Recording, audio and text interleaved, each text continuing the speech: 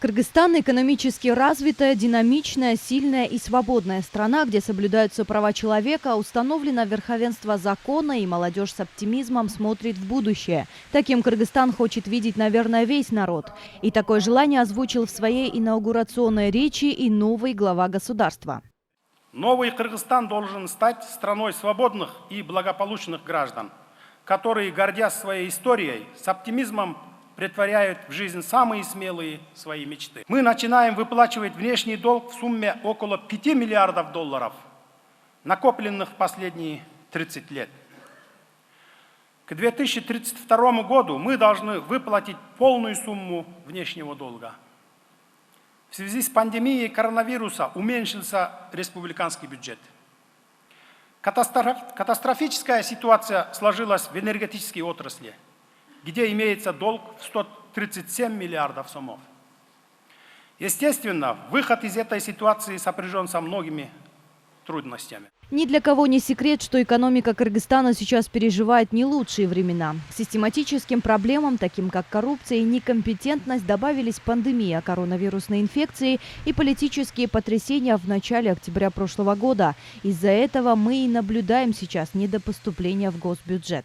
Перед этим нашим президентом стоит очень большая работа. Восстановление не только политической стабильности в стране, но и экономической составляющей тоже. Потому что с конца 2019 года и включая целый 2020 год, к сожалению, у нас был очень тяжелым годом для Кыргызстана. Ну, не только для Кыргызстана, всего мира практически. И тому причина, конечно, в первую очередь пандемия. С чем и связаны были закрытие границ. Практически мы потеряли как минимум 40-50% рынка именно сектора туризма, сферы услуг, например. Сегодня структура экономики очень сильно изменилась. Сельское хозяйство сейчас занимает всего 12%, промышленность 18%, строительство 10%, а большую часть экономики занимает сфера услуг, около 50%.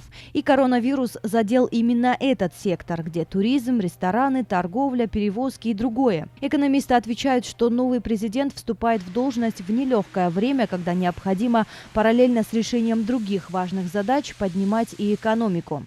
В своей речи президент отметил, что в дальнейшей своей программе он будет уделять очень сильное внимание строительству ГЭС. Да, действительно, нам нужны Камбарата-1, нам нужны верхний Нарынский каскад гидроэлектростанций, нужны инвестиции для построения этих гидроэлектростанций. Для этого нужна рабочая сила. Мы должны пригласить всех наших молодых ребят, которые уехали за границу, которые трудятся там, чтобы они приехали и приложили здесь свои усилия. И это должны быть годы восстановления и ускоренного развития экономики, всесторонней поддержки предпринимательства, экономического творчества, резкого повышения уровня жизни нашего народа. Сходятся во мнении эксперты. Бигаим Бигалиева, Тимур Садагалиев, Ала-То 24.